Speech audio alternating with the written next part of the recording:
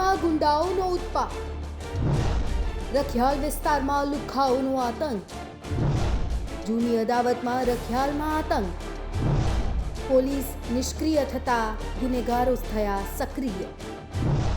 અમદાવાદમાં ગુનાખોરીએ ફરીથી માથું ઉંચક્યું હોય તેવું લાગી રહ્યું છે। ગુજરાતમાં દિવસે ને દિવસે અસામાજિક તત્વોનો આતંક જોવા મળી રહ્યો છે। અમદાવાદના રખિયાલ વિસ્તારના દ્રશ્યો છે, જ્યાં અસામાજિક તત્વોના આતંકની ઘટના સામે આવી। તલવાર સહિતના ઘાતક હથિયારો સાથે ટોળાએ હુમલો કર્યો। ઘાતક હથિયારો સાથે 10થી વધુ લોકો ધસી આવ્યા। અજીત મિલ 4 રસ્તા પાસે અજીત રેસિડેન્સીમાં ઘટના બની। એક સગીર સહિત 7 આરોપીઓની ધરપકડ કરવામાં આવી છે। રખિયાલ પોલીસ 6 આરોપીઓને લઈને ઘટના સ્થળે પહોંચી હતી। આરોપીઓને સાથે રાખી ઘટનાનું પંચનામું કરવાની કાર્યવાહી પણ હાથ ધરવામાં આવી।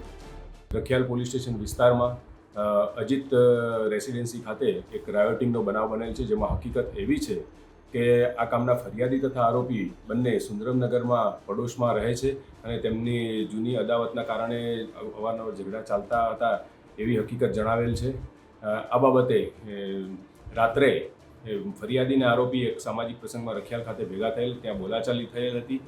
ત્યારબાદ આ આરોપી પક્ષ ભેગા મળી તલવાર અને છરી વડે ફરિયાદીના ઘરે હુમલો કરેલ અને તેમને નાની મોટી ઈજાઓ પહોંચાડેલ છે। આ બાબતે રખિયાલ પોલીસ સ્ટેશન ખાતે ગુનો રજીસ્ટર કરવામાં આવેલ છે।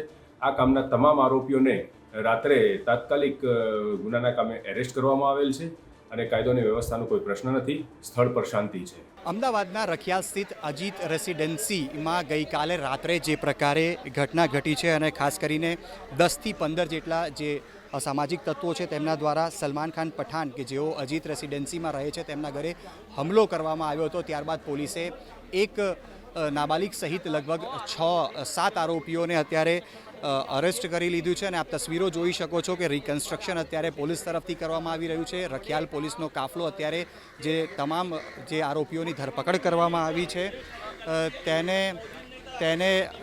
તેની ધરપકડ કરવામાં આવી છે અને અત્યારે આપ જોઈ શકો છો કે અફવાન સિદ્દીકી, અશરફ પઠાણ, જાવેદ ઇલિયાસ ખાન, અમાન સિદ્દીકી, મોહમ્મદ કાલિમ સિદ્દીકી, મોહમ્મદ અઝીમ સિદ્દીકીને અત્યારે અરેસ્ટ કરવામાં આવ્યો છે। પોલીસે રાયોટિંગ સહિતની જે કલમો છે તેના અંતર્ગત જે ફરિયાદ છે તે અત્યારે નોંધી છે અને રિકન્સ્ટ્રક્શનના માધ્યમથી પોલીસ એક સખત જે સંદેશો છે તે આપવાનો પ્રયાસ કરી રહી છે, કારણ કે સલમાન ખાન કે જેમના તરફથી અત્યારે ફરિયાદ પણ કરવામાં આવી છે તેમનું કહેવું છે કે કાલે તેઓ લગ્નની દાવતમાં ગયા હતા અને લગ્નની દાવત બાદ આજે ઘટના છે રાત્રે 11 વાગે ઘટી અને 11 વાગે જે ઘટના ઘટી તેમાં જ્યારે આ તમામ 6 થી 7 લોકોના ટોળાએ હુમલો પણ કર્યો હતો ત્યારે સલમાન તેમના પરિવારને લઈને ઘરમાં દરવાજો બંધ કરીને કેદ થઈ ગયા, જેના કારણે કોઈ પણ નુકસાની નથી થઈ। પરંતુ આ તમામ એ 6 લોકો છે જે હાથમાં તલવાર અને ચપ્પુ લઈને કાલે હુમલો કરવા પહોંચ્યા હતા અને ગુજરાત પોલીસનો સખત સંદેશો છે કે આગામી દિવસોની અંદર કોઈ પણ વ્યક્તિ કોઈ પણ એવું ગુનાહિત કાવતરું ન કરે જેના કારણે કોઈનો જીવ જોખમાય।